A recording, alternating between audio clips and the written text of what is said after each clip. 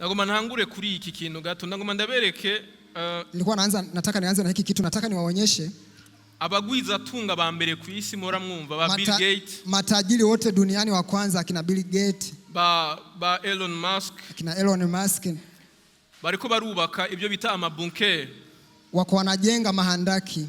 Ni twovita ute mu Kirundi? Mnabonye muri Bibiliya Kirundi bavyita ngo ni myobo.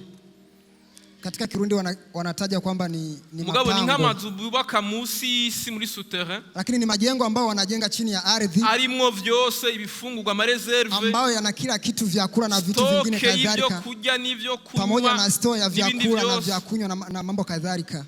Abashinwa bako baravyubaka. Hili jengo nalo tunaonyesha ni la Kichina. Badefire gato batwereke. Ibaza ko muko murabibona. Nahisi kwamba mnaona hapa.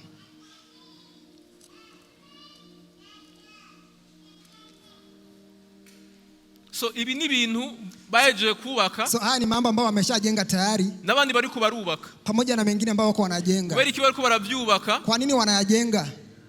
Kubera izi ntambara muruko murumva. Kwa sababu hizi vita mnazosikia zizokwega intambara y'isi yose, zitakuja kukokota vita ya kidunia. Iyo ntambara y'isi yose rero, hiyo vita ya kidunia sasa bakaba bategura ko bazokoresha amabomba atomiki. Wanaandaa kwamba wanakuja kutumia bomu atomiki.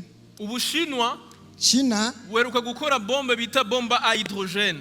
Muda sio mrefu namaliza kutengeneza bomu. Ni bomba ifuta ikintu cyose cyitwa ubuzima ku isi. Ni bomu ambalo linafuta kila kitu ambacho kinaitwa maisha kwa dunia. Erivyo kuko babizi ko bifise nk'umugambi kandi bazobikora kandi. Kwa hiyo wanajua kwamba wana muradi katika hicho vitu. Ijambo ry'Imana bivuga muri prophecy bizoba. Na pia hata Biblia inasema ina vitabiri kwamba vitatokea. Bariko barubaka rero aya mabunker. Kwa hiyo wanajenga haya mahandaki. Hama biratangaje ko ni jambo ry'Imana.